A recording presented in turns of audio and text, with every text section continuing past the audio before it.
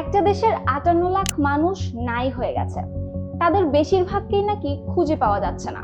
তারা হয় মারা গেছে, নয়তো ঠিকানা বদলেছে। তাদের বেশিরভাগই আবার অমুসলিম।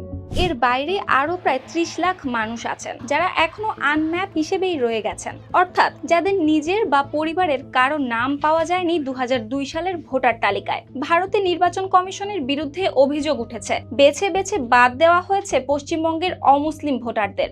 আর এই বিতর্কিত বিষয়টি নিয়ে সংবাদ প্রকাশিত হয়েছে একাধিক গণমাধ্যমে। কিন্তু একটি হিন্দু অধ্যুষিত রাজ্য হয়েও কেন অমুসলিমরাই ছিটকে পড়ছে ভোটার তালিকা থেকে? এর পেছনে কি কোনো রাজনৈতিক সমীকরণ কাজ করছে?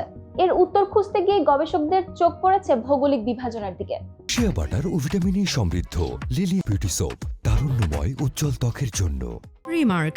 বিশ্লেষণে দেখা যাচ্ছে গ্রামাঞ্চলের তুলনায় শহরাঞ্চলের ভোটারদের নাম বাদ পড়ার হার বেশি।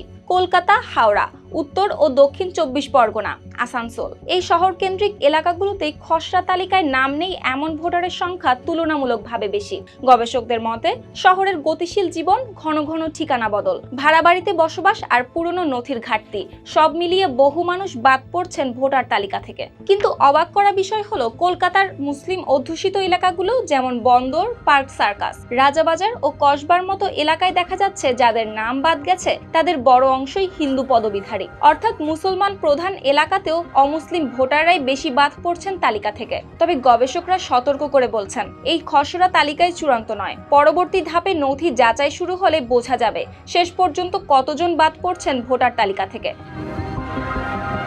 তবু প্রশ্ন থেকেই যায়, হিন্দু অধ্যুষিত রাজ্যে অমুসলিম ভোটারদের এত বড় অংশ কেন রয়ে গেল ভোটার তালিকার বাইরে? এটি কি নিছক প্রশাসনিক প্রক্রিয়ার ফল, নাকি এর পেছনে লুকিয়ে রয়েছে কোনো রাজনৈতিক হিসেব?